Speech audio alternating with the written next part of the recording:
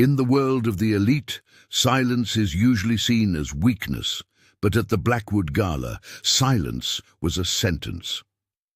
Prince Michael Thorne, the heir to the most powerful vampire bloodline in history, stood in the corner of the ballroom, treated like a piece of broken furniture. The dukes mocked him, the debutantes ignored him. His own father, the king, looked right through him. They thought because he couldn't speak, he couldn't think. They were dead wrong. I'm going to tell you the story of Lara Vance, the only woman brave enough to break the silence, and the terrifying secret she uncovered when the prince finally answered back. They judged. That was the first thing Lara noticed as she adjusted the strap of her modest black dress. She wasn't supposed to be here, not as a guest anyway.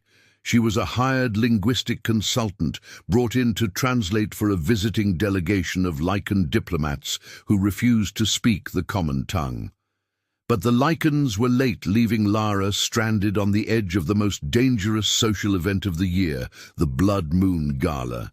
To her left, a fountain flowed with wine that cost more than her parents' mortgage. To her right, the vampire elite of New York mingled with predatory grace, their laughter sharp and glittering like broken glass. But Lara's eyes were drawn to the center of the room, or rather, the void in the center of it. Standing near a pillar of black marble was a young man who looked like a tragic painting brought to life. He was tall, with hair the color of raven feathers falling over eyes that were a startling, piercing violet. He wore a tuxedo that fit his broad shoulders perfectly, yet he wore it with an air of utter defeat.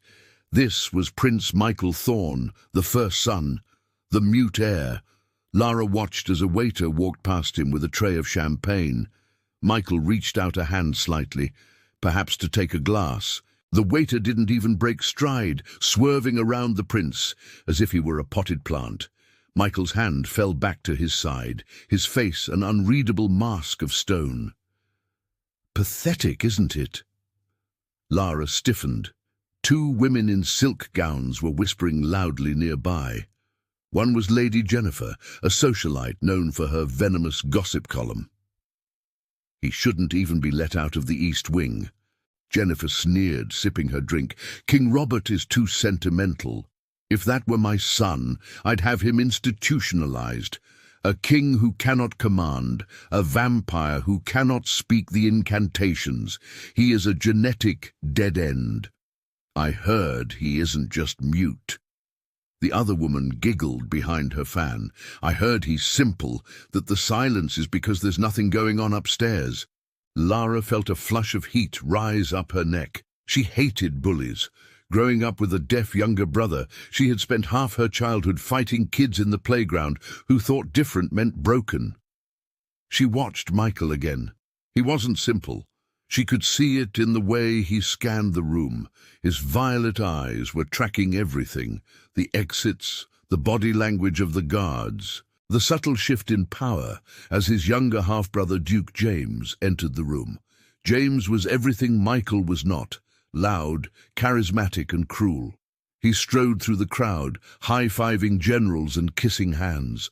When James reached the area where Michael stood, the dynamic shifted instantly. James stopped, holding a half-eaten tart. With a smirk that didn't reach his cold blue eyes, he stepped into Michael's personal space. "Cat got your tongue again, Rick," James said loud enough for the surrounding crowd to hear. The crowd tittered. Michael remained motionless, his gaze fixed on a point above James's shoulder. "Oh, come on, Rick!" James laughed, shoving Michael's shoulder. It was a hard shove, vampire strength behind it. Michael stumbled back, colliding with the marble pillar. "Say something. Bark, grunt, anything to prove you're not just a waste of blood." Michael straightened his jacket, his expression dignified. But Lara saw the slight tremble in his hands. He made a motion, a quick, sharp gesture with his right hand near his chest. James laughed harder. "Look, he's flailing. Is that a dance move?" The room erupted in laughter. King Robert Thorne sat on his throne at the far end of the hall. He saw everything. He did nothing. He simply took a sip of his red wine, his eyes bored. That was the moment Vance decided she didn't care about her paycheck. She set her water glass down on a passing tray with a definitive clink. Straightening her spine, she walked across the polished floor. The sound of her heels was rhythmic, purposeful. The crowd parted, confused by this human woman marching toward the royal circle. Lara didn't look at James. She didn't look at the king. She walked straight up to Prince Michael, stopping 2 feet in front of him. The laughter died down, replaced by a confused murmur. "Who is she?" Michael looked down at her, his violet eyes widening slightly in surprise. Up close, he was breathtaking, but the sorrow in his expression was a physical weight. Lara didn't speak. She raised her hands. "Are you all right?" She signed in flawless American Sign Language, ASL. The shock on Michael's face was immediate.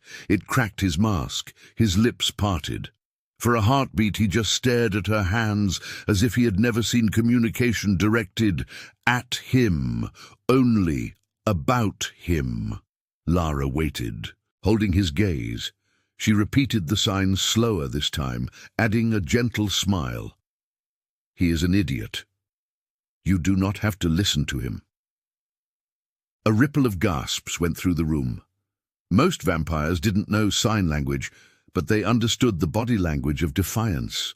Michael's hands slowly rose. They were shaking less now. His movements were stiff, rusty from lack of use, but precise. "I am fine." Michael signed back, his fingers long and elegant. "Who are you?" Lara smiled, a genuine, warm expression that seemed to light up the cold room. "I am Lara. I am sorry everyone here is so rude. It reflects poorly on their upbringing, not yours." A tiny, almost imperceptible smile touched the corner of Michael's mouth. It transformed his face from tragic to beautiful. "You are brave, Lara." He signed. "Excuse me!" James's voice boomed, shattering the moment. He stepped between them, his face flushed with anger. "What is this? Is the pet doing tricks? What are you doing with your hands, human?" Lara turned to face the Duke, her face perfectly calm. "I am speaking to the Prince, Your Grace, since it seems no one else in this room possesses the manners to do so." The silence that followed was absolute. It was the kind of silence that usually preceded an execution. The tension in the ballroom was thick enough to choke on. Duke James stared at Lara, his brain trying to process the audacity. A human, a hired help no less, had just insulted the second in line to the throne in front of the entire vampire aristocracy. "Manners!" James hissed, stepping closer. The scent of ozone and old blood radiated off him. "You dare speak to me of manners, you insignificant little—" He raised a hand, the nails lengthening into talons. Before Lara could flinch, a blur of motion cut through the air. A hand caught James's wrist. It was Michael. The weak prince gripped his brother's arm with a force that made the bones crack audibly. The room gasped. Michael wasn't looking at James. He was looking at Lara, ensuring she was safe. His eyes were burning with a sudden, terrifying intensity. James tried to yank his arm away, but Michael held fast. For the first time in years, the brothers were physically matched. Michael shoved James back, placing himself physically between the Duke and Lara. James stumbled, rubbing his wrist, looking at his mute brother with genuine fear, masked by rage. You touched me!" Michael raised his hands, his movements sharp and aggressive now. Lara read them easily. "Touch her again, and I will break it." "What is he saying?" James snarled, looking around. "What is he doing?" "He said," Lara translated, her voice ringing clear and cold across the hall, "that if you touch me again, he will break your arm." Whispers exploded like wildfire. The prince threatened the Duke. "Silence!" The voice was like thunder rolling over a mountain. King Robert Thorne had risen from his throne. He descended the steps, his velvet cape trailing behind him like a pool of blood. The crowd parted, instantly bowing low. Robert stopped a few feet away. He was a towering figure, ancient and terrifying. He looked at James, who was cowering slightly, and then at Michael. Finally, his cold, ancient eyes landed on Lara. "You," the king said. His voice wasn't loud, but it carried the weight of centuries. Lara curtsied, though she kept her chin up. "Yes, your majesty." Robert looked at Michael with a strange expression. It wasn't pride, but it was curiosity, a predator inspecting a new tool. "He knows this language fluently, it seems," Lara said. She looked at Michael. "Tell him," she signed. Michael hesitated. He looked at his father, the man who had ignored him for 20 years. Then he raised his hands. "I listen, father. I see everything. I see the bribes Duke Robert takes from the Lycans. I see the affair Lady Jennifer is having with the gardener. I see that James has been skimming from the treasury for his gambling debts." Michael signed it rapidly, passionately. Lara's eyes widened. This was dangerous. This was a coup d'etat in silence. "Well," the king demanded, looking at Lara, "translate." Lara's heart hammered against her ribs. If she translated this, she might die. If she didn't, she betrayed Michael. She looked at James, who was sneering, confident that Michael was just babbling nonsense. She took a breath. "His Highness states," Lara began, her voice steady, "that he has been observant. He notes that Duke Robert has compromised the southern borders for Lycan gold." Robert, standing near the buffet, dropped his glass. It shattered. "He also mentions," Lara continued, ignoring the gasps, "that Lady Jennifer's loyalty lies elsewhere." Jennifer went pale, "and that Duke James has been stealing from the royal treasury to fund his vices." "Liar!" James screamed, his face turning purple. "She's lying! He didn't say that! She's making it up!" King Robert held up a hand. Silence fell. He looked at his younger son. "James, bring me the ledger from your private study, now." "Father, Now!" Robert roared. James scrambled away, looking terrified. The king turned back to Michael. For the first time in Lara's memory of the royal family, the king looked at his son with respect. "You are a fool." Michael signed softly. Lara felt a chill go down her spine as she translated it. The king let out a low, dry chuckle. "Excellent. It seems I have been blind." He turned his gaze to Lara. "What is your name, girl?" "Lara Vance, your majesty." "Lara Vance, you are no longer a consultant for the Lycans. You are now the royal voice. You will stay at the palace. You will be his shadow. Where he goes, you go. If he speaks, you speak." It wasn't an offer. It was a command. Lara looked at Michael. He wasn't looking at his father. He was looking at her, his violet eyes filled with a mixture of gratitude and warning. He raised his hand and signed something just for her, shielding the motion from his father's view with his body. "Run. Run while you can." Lara shook her head slightly. "No." The king spun around. "The gala is over. Clear the hall. My son and I have much to discuss." As the guests hurried out, buzzing with the scandal of the century, Lara remained by Michael's side. She didn't know it yet, but she had just walked into a war. James wouldn't forgive this exposure, and the silence Michael had kept for so long was hiding something much darker than just court gossip. As they walked toward the private chambers, Michael slowed his pace to walk beside her. His hand brushed hers, cold but electric. "Thank you," he signed, his movements small and private. "Because I believe you," Lara signed back. Michael's face darkened. "I am no king, Lara." Before she could ask what he meant, the heavy oak doors of the royal study loomed ahead. The real trial was just beginning. The royal wing of the Thorne estate was a stark contrast to the glittering ballroom. Here the shadows were long, and the air smelled of old parchment and dried lavender. Lara had been given a room adjacent to Prince Michael's chambers, a scandalous arrangement that had the palace staff whispering whenever she passed. But Lara didn't have time for gossip. She was too busy trying to survive. Her first day as the royal voice was a trial by fire. King Robert wasted no time putting his son to work. For years, Michael had been excluded from the High Council meetings, treated as an invalid. Now he sat at the right hand of his father, with Lara standing stoically behind his chair. The council chamber was a circular room of obsidian stone. 12 lords sat around the table, including a seething Duke James, whose arm was now in a sling, a reminder of Michael's grip. "The Lycan border skirmishes are escalating," General David barked, slamming a map onto the table. "We need to authorize a strike. Burn their villages. Remind them who owns the night." The table erupted in agreement. "War!" they shouted. Lara watched Michael. He sat perfectly still, his face impassive. Then he raised his hand, a sharp, cutting motion. The room didn't quiet down immediately. They weren't used to looking at him. Lara stepped forward, her voice projecting clearly. "The prince demands silence." It worked. The generals looked at her, then at Michael. Michael began to sign, his movements fluid and complex. Lara translated in real time, her eyes locked on his hands.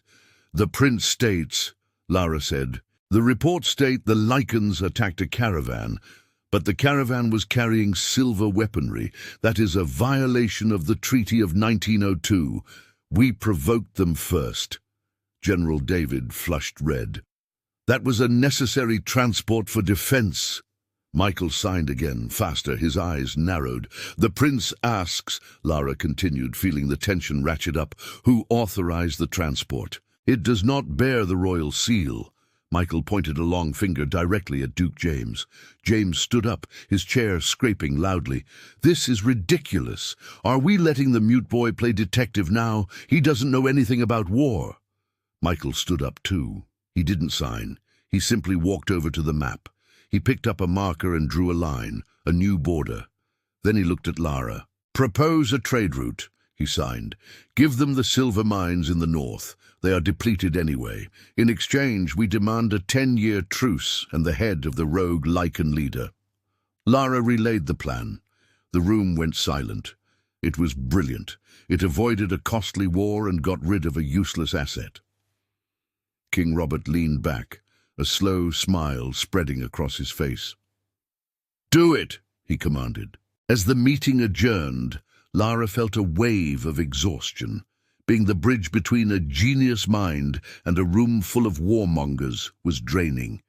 She retreated to the balcony for fresh air. She hadn't been there 2 minutes when she heard the door click-lock behind her. She turned. James was leaning against the glass doors, blocking her exit. He wasn't smiling. "You're very good at that," he said, his voice silky and dangerous. "Translating for the invalid. Tell me, Lara, does he pay you well? Or are you hoping to warm his bed and become a princess?" "I'm doing my job, Your Grace," Lara said, inching toward the railing. "Something you might want to try instead of smuggling silver."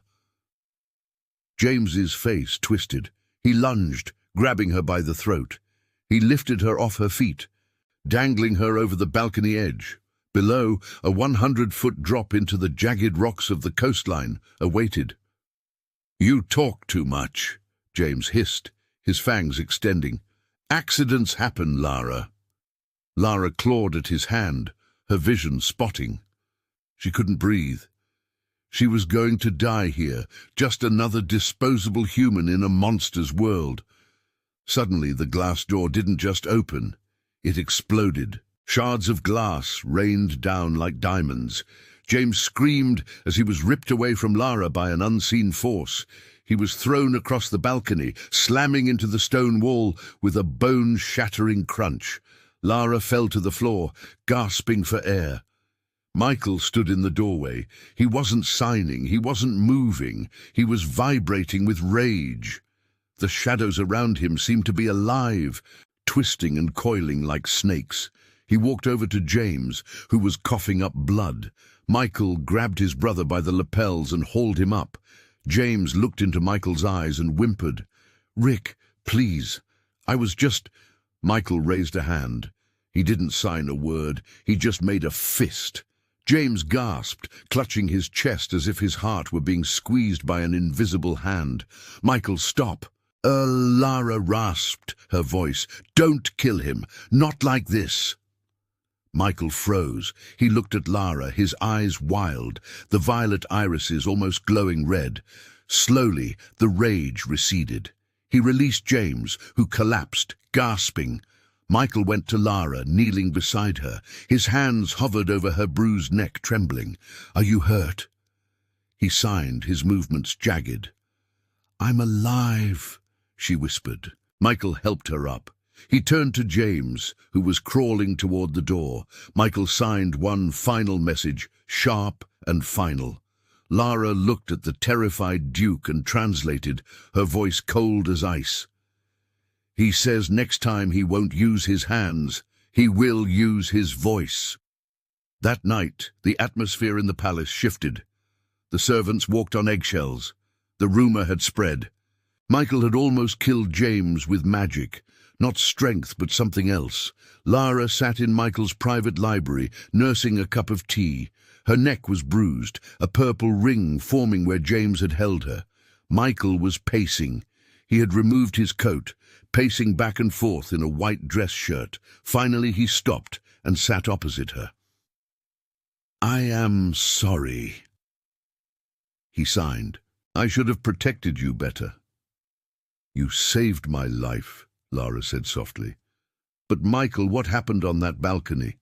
You didn't touch him, but he couldn't breathe. And that threat, I will use my voice." Michael looked away, staring into the fireplace. The silence stretched for a long time. Finally he looked back at her, his expression filled with a deep, ancient sadness. "I was not born mute." Lara's heart skipped a beat. What happened? Michael began to tell a story with his hands, weaving a tale of tragedy. "When I was a child, I was loud. I threw tantrums like any boy. But when I screamed, glass would shatter. Birds would fall from the sky dead. My mother, Queen Patricia, realized what I was. I am a siren-born, a genetic anomaly that appears once every 1,000 years in our bloodline." Lara watched, mesmerized. A siren-born. "My voice carries the frequency of command." Michael signed. "If I speak a command, reality obeys. If I say die, you die. If I say burn, the world burns. It is absolute. It cannot be resisted." He paused, his hands shaking slightly. "When I was 7, I got into an argument with my mother. I was angry. I shouted, 'Leave me alone!'" Michael closed his eyes. A single tear tracked down his pale cheek. She vanished, not just walked away. She ceased to exist. The universe obeyed my command. Literally, I erased my own mother from existence because I was a petulant child. Lara gasped, covering her mouth. The horror of it was suffocating. "Oh!" Michael. "My father saw it happen," Michael continued. "He had the court mages bind my vocal cords with a spell of silence, a magical seal. I can only break it if I use my full will. But the cost is destruction. So I chose silence. I chose to be the idiot, the mute, the broken prince. Because if I speak, Lara, monsters don't just hide under the bed. I become the monster." Lara reached out and took his hands, stopping his signing. His skin was cold, but his grip was desperate. "You are not a monster," she said fiercely. "You are a man carrying a burden too heavy for anyone to bear." Michael looked at her, a raw vulnerability in his eyes. For the first time he leaned in, resting his forehead against hers. It was an intimate gesture, a silent confession of trust. "But why now?" Lara whispered. "Why warn James you'd use your voice?" Michael pulled back and signed. "Because the seal is weakening. My father, the king, he has been feeding me tonics. He says they are to help my strength. I found the vials. They are dissolving the binding spell. Why would he do that? Lara asked, her mind racing. If your voice is that dangerous? Because war is coming. Michael signed. My father doesn't want a king to succeed him. He wants a weapon to conquer the world. He wants to unleash me.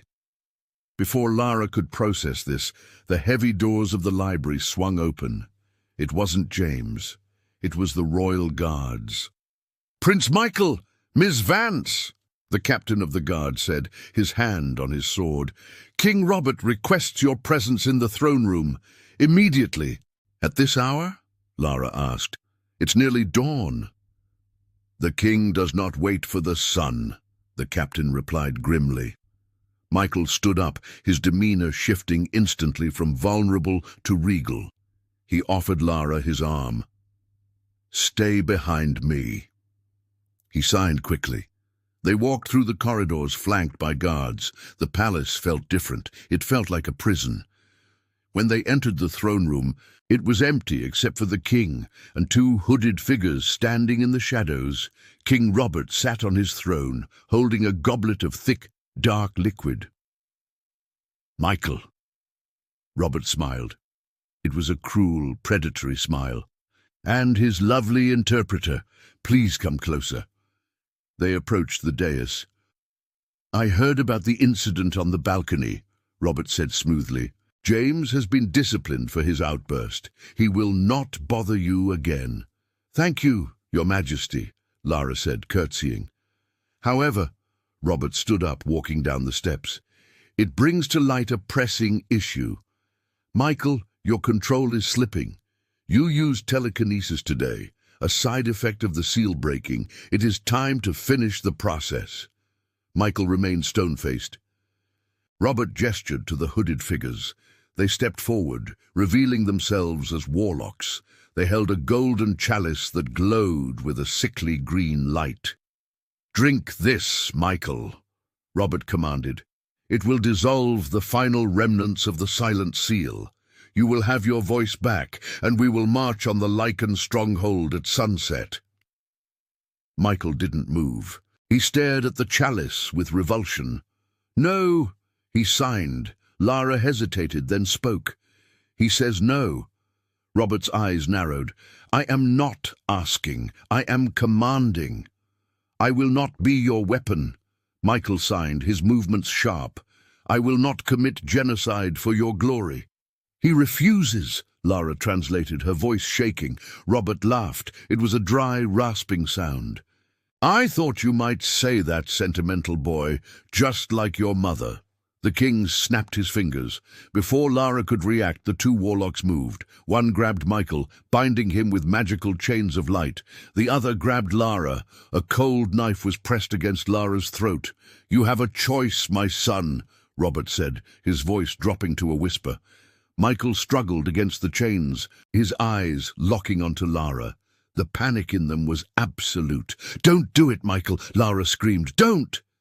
The warlock pressed the knife harder. A thin line of blood trickled down Lara's neck. Drink, Robert hissed. Michael stopped struggling. He looked at the king, then at Lara. He looked defeated. He nodded slowly. The warlock released the chains just enough for Michael to take the chalice. With a trembling hand, he raised the glowing green liquid to his lips. The liquid tasted like copper and fire.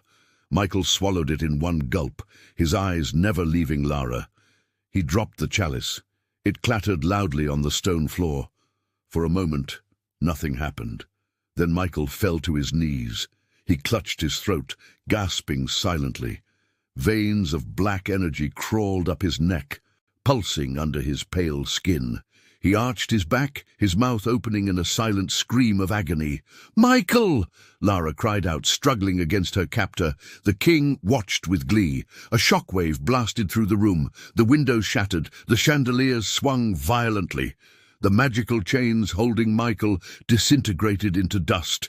Michael knelt on the floor, breathing heavily. The air around him distorted, rippling with heat. King Robert stepped forward. Speak, my son. Give me a word. Test your power.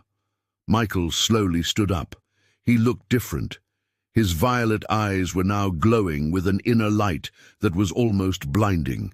His presence filled the room, suffocating and immense. He looked at his father with an expression of pure, unadulterated hatred. But he didn't speak.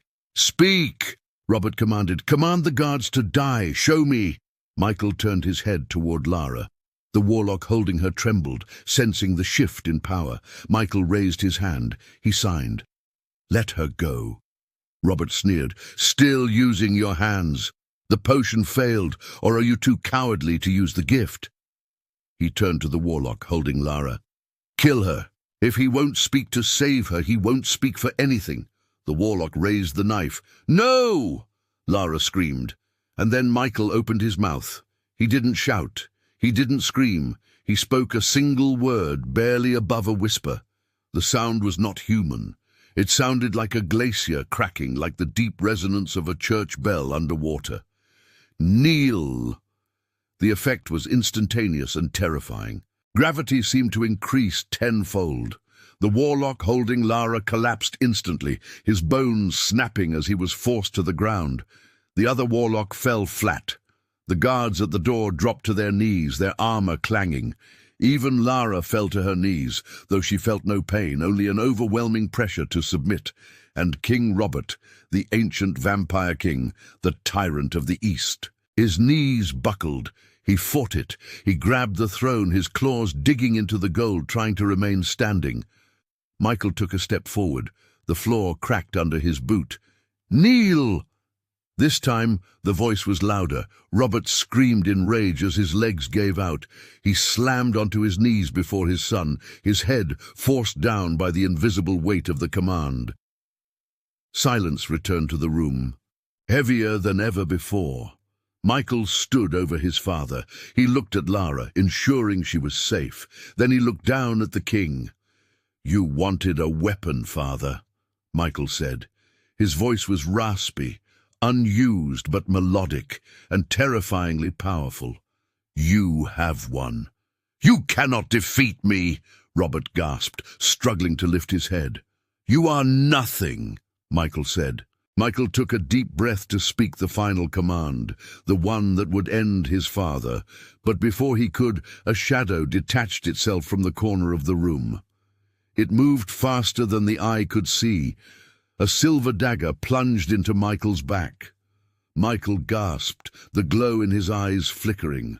The pressure in the room vanished. Robert scrambled back, gasping for air. "Michael!" Lara screamed. Standing behind the prince was not James, it was Lady Jennifer, but her face was melting, shifting, revealing her true form. It was a doppelganger assassin. "The Lycans send their regards," the assassin hissed, twisting the silver blade. Michael collapsed. Silver was poison to vampires, and a blade that close to the heart was fatal even for a king. "No!" Lara scrambled across the floor, sliding to Michael's side. She pulled the dagger out, but the wound was already turning black. Michael's eyes were losing focus. Robert stood up, regaining his composure. He looked at his dying son, then at the assassin. He laughed. "Irony," Robert sneered. "I create a god, and he is felled by a dog." He looked at his guards who were recovering. "Seize the girl. Throw the prince's body in the catacombs. If he survives the night, we will chain him up and use him as a battery. If not, well, I can always make another heir." The guards grabbed Lara. She fought, kicking and screaming, reaching for Michael's hand. Michael's eyes met hers one last time. He tried to speak, but blood bubbled past his lips. His hand moved weakly, signing one last thing before he went unconscious. "Find the mother." Then darkness took him. Lara was dragged away screaming as the king stood over his fallen son, a look of cold calculation returning to his face. The coup had failed. The hero had fallen, and Lara was now alone in the belly of the beast with only a cryptic message to guide her. Find the mother. But Michael's mother was dead. Michael had erased her from existence. Or had he? The dungeon beneath the Thorn estate was a place where hope went to die. The air was thick with the smell of mildew and ancient decay. Lara sat shivering on a stone bench in a cramped cell, the iron bars thick enough to contain a rampaging lichen. 4 hours had passed since Michael had fallen. 4 hours since the king had dragged her down here and left her in the dark. She replayed Michael's final moments in her mind on an agonizing loop. The silver poisoning, the desperate look in his eyes, the final signs. Find the mother. It made no sense. Michael's greatest trauma, the reason for his 20 years of silence, was that he had erased Queen Patricia from existence. How could she find someone who was nowhere? Lara paced the small cell, her linguistic mind worrying at the problem like a dog with a bone. Michael's voice was absolute. It commanded reality. Leave me alone. If reality obeyed literally, it wouldn't just kill Patricia, it would remove her from his vicinity entirely. Where does someone go when they are pushed out of reality? Footsteps echoed down the stone corridor. They were uneven, hesitant. A figure approached the cell door, holding a sputtering torch. It was Duke James. He looked awful. His expensive suit was torn, his face bruised from where the king's guards had roughed him up after the failed assassination attempt. He stared at Lara through the bars with a mixture of hatred and grudging respect. "My father plans to execute you at dawn," James said, his voice raspy. "A public example of what happens when humans meddle in our affairs." "Why are you here, James?" "To gloat," Lara asked, gripping the cold bars. He spat on the floor. "The old man played us all. He knew about the assassin. He let Michael get stabbed just to weaken him, to force the shift. He doesn't want an heir. He wants a battery. He's going to drain Michael dry to power his blood magic defenses against the lichens, and then he'll rule forever." James's eyes burned with frustrated ambition. "I may hate my brother, but I hate being a pawn even more." James unlocked the cell door with a heavy brass key. It swung open with a groan. "Get out," he snarled. "If you run fast enough, you might make the tree line before the sun rises." Lara stepped out, her heart pounding. Freedom. But she couldn't just leave. "Where is Michael?" she asked. "Are you stupid? Not without him. Where is he, James?" She stepped closer, channeling some of the authority she had learned from Michael. James hesitated, looking over his shoulder. "The deep catacombs below the ancestral tombs is where the oldest Thorn Kings sleep. The energy there, it's thick, perfect for the ritual Father is performing." "And the Queen?" Lara pressed. "Where were her chambers kept?" James looked confused. "Patricia. Her rooms were sealed 20 years ago in the East Wing Tower. No one goes in there. It's cursed." Lara made a choice. Michael was dying in the catacombs, but if she went there now empty-handed, she would just die with him. He had told her to find the mother. He must have known something, sensed something at the very end. "Show me the tower," Lara said. James looked at her like she was insane, but perhaps he saw the same desperation in her that he felt. With a groan, he led the way up secret stairwells. Bypassing the guard patrols, they reached the East Wing Tower door. It was covered in layers of dust and magical wards that hummed with a low vibration. James used a drop of his own blood to dissolve the seal. Only a thorn could open it. The room inside was frozen in time. A child's toys were scattered on a rug. A woman's vanity was covered in perfume bottles that had long since evaporated. It was a mausoleum of memory. Lara moved quickly, ignoring James's impatient pacing by the door. She went to the bookshelves. Queen Patricia had been a scholar of the arcane. If there was an answer, it was here. She found it tucked inside a heavy leather-bound grimoire on dimensional theory. It was a handwritten journal belonging to Patricia. Lara scanned the pages, her linguistic training allowing her to decipher the archaic script quickly. The entries detailed Patricia's growing fear of Michael's developing power. She knew he was a siren born, but the last entry, dated the day of her disappearance, stopped cold. I have found a countermeasure. The frequency of the siren voice is absolute in this plane, but it cannot destroy energy, only displace it. If he strikes out at me, I have prepared a tether, a spell that will anchor my soul to the void, the space between realms. I will not die, but I will be trapped in nothingness until a siren of equal power calls me back. God help my son, if he ever speaks. Lara closed the book, her hands trembling. Michael hadn't killed her. He had banished her to a prison of nothingness. He didn't know, Lara whispered. Found something useful, bookworm? James snapped. The guards are changing shift. Take me to the catacombs, Lara said, tucking the journal into her dress. I know how to save him. James led her back down into the earth, deeper than the dungeon, past the crypts where ancient vampires slept in stone sarcophagi. The air grew scorching hot, and the scent of ozone and blood was overpowering. They reached a massive iron door. James stopped. This is as far as I go. Thank you, James, Lara said. He didn't respond, turning and fleeing back into the shadows. Lara pushed the heavy door open just a crack. The sight before her was horrific. The chamber was a vast cavern of black rock. In the center, strapped to a massive glowing obsidian monolith, was Michael.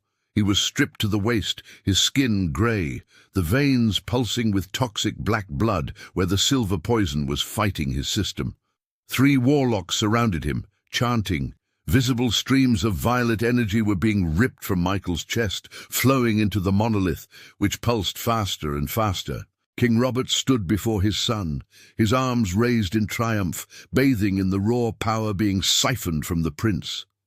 Michael's head hung low, his eyes closed. He looked already dead. Lara didn't have a plan. She only had the truth. She slipped inside the doors, moving behind a pillar of rock, trying to get closer without being seen by the warlocks. She had to wake him up.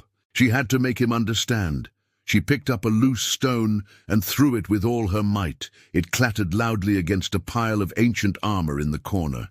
The chanting faltered. The warlocks turned. King Robert whipped around, his eyes glowing red. "Who dares?" the king roared. Lara stepped out from behind the pillar. She walked straight toward the monolith, ignoring the terrifying aura of the king. "Lara!"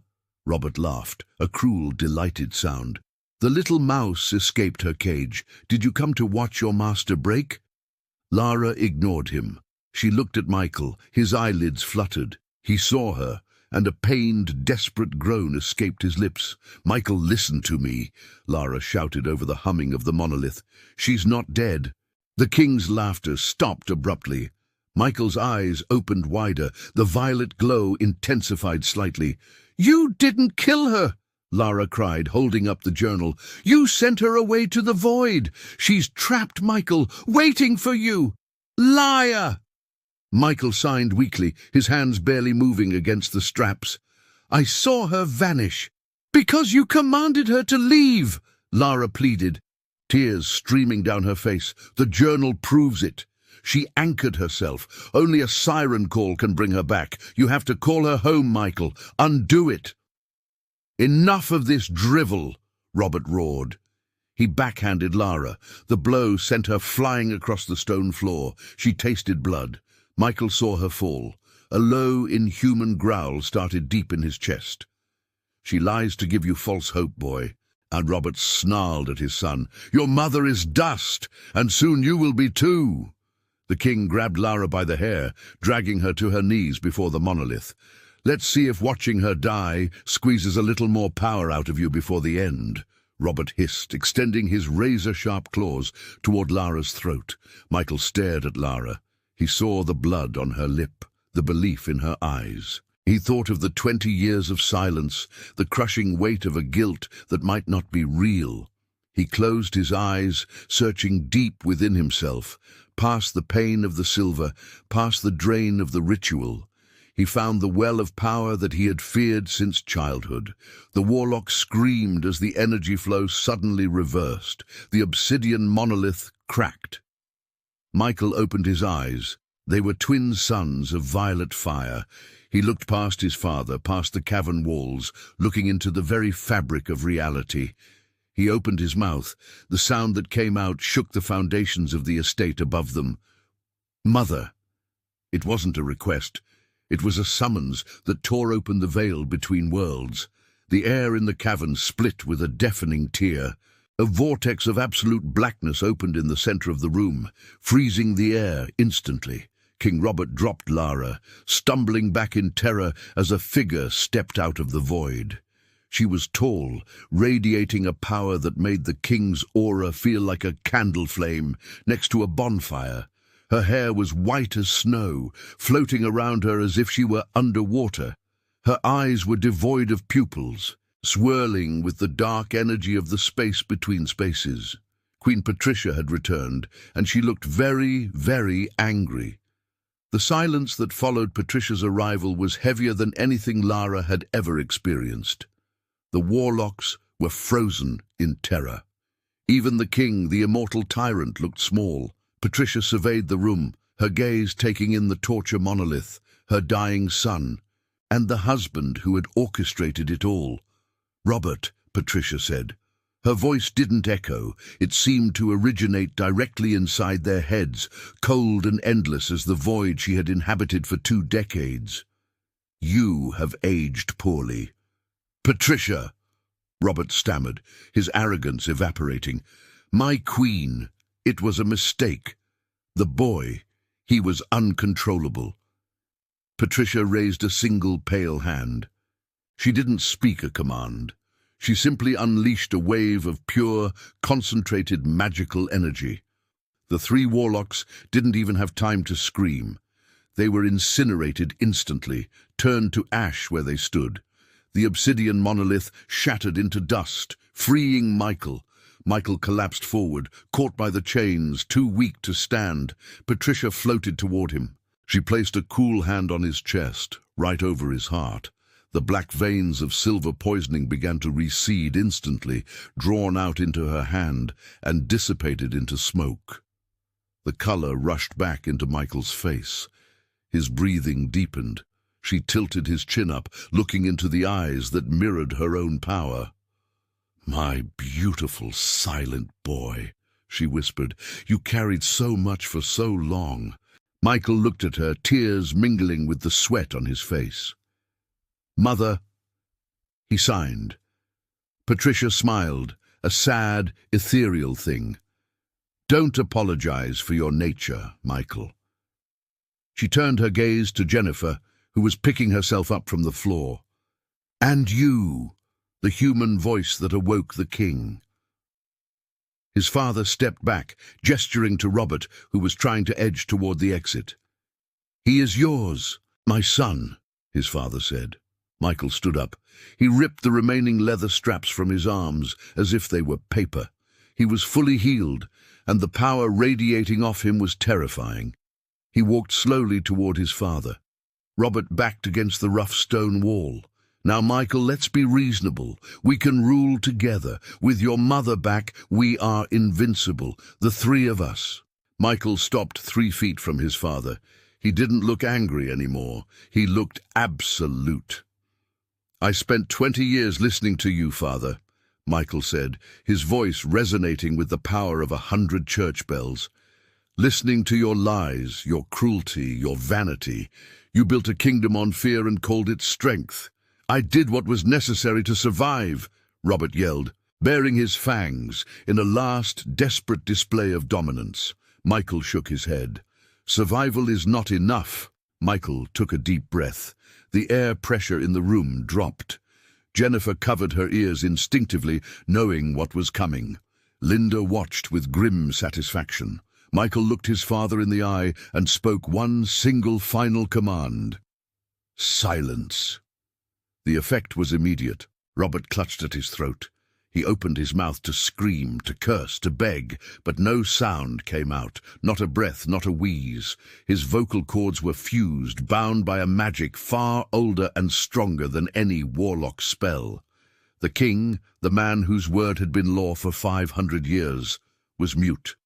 Robert fell to his knees, clawing at his neck in silent panic. The irony was a crushing weight. Michael turned away from his father. He looked at Jennifer across the cavern. The intense violet glow faded from his eyes, leaving them a warm, deep purple. He didn't sign. He didn't speak with the voice of command. He just spoke softly, humanly. "Let's go upstairs," Michael said. The following weeks were a blur of upheaval. The news of Queen Elizabeth's return and King Robert's sudden illness that left him invalid shook the vampire world to its core. David fled the country within the hour, disappearing into the human world to escape his brother's potential wrath. The corrupt dukes and cronies of the old king were swiftly stripped of their titles by a merciless Elizabeth. The coronation of King Michael Thorne took place a month later. It was not held in the dark ballroom, but out on the great terrace under the light of the moon. Jennifer stood in the front row, wearing a gown of deep midnight blue. She watched as his mother placed the heavy iron crown on Michael's head. Michael stepped forward to address his subjects, vampires, Lycan ambassadors, and human representatives alike. The court held its breath. They were terrified of his voice. Michael looked out at the crowd. He raised his hands. "My father ruled with noise." Michael signed fluently, his movements graceful and strong. He believed power was turning others into echoes of himself. He paused, lowering his hands, and spoke, his voice clear, resonant, but gentle. "I have learned the value of silence," King Michael said. "It is in silence that we hear the truth. It is in silence that we hear those who have been ignored." He looked directly at Jennifer, smiling, a true, unburdened smile. "My reign will not be one of commands," he said. "It will be one of conversation, and everyone will have a voice." The applause was hesitant at first, then grew to a roar. It wasn't the polite, fearful applause of his father's era. It was genuine. Later that night, Jennifer found Michael on the balcony overlooking the sea, the same balcony where he had saved her from David. He turned as she approached. He looked regal in his coronation robes, but his eyes were the same ones that had looked at her so desperately at the gala.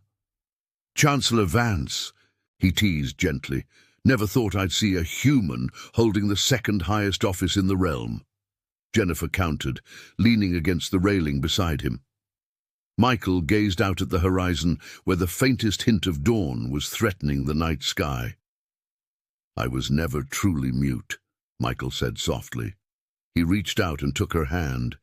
His skin was cold, but his touch sent warmth through her entire body. "Thank you," he signed against her palm. Jennifer squeezed his hand. "You are welcome, Your Majesty." "Michael," he corrected. "Just Michael." As the sun crested the horizon, burning away the last of the night's shadows, the vampire king and the human linguist stood together in the quiet, neither feeling the need to say a single word. And that is the incredible story of how silence became the loudest weapon of all. I honestly got chills when Michael finally used his voice to tell his father to silence. That is absolute poetic justice. The king who wouldn't listen is now the only one who can't speak.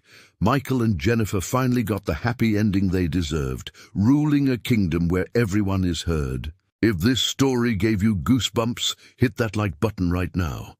Let's see if we can crush 10 Zuzus and just likes on this video. If we do, I might just write a sequel about Duke David's life on the run in the human world. Make sure you subscribe to the channel and turn on the notification bell so you never miss a twist. And I want to know if you had Michael's power of command. What is the first word you would say? Let me know in the comments below.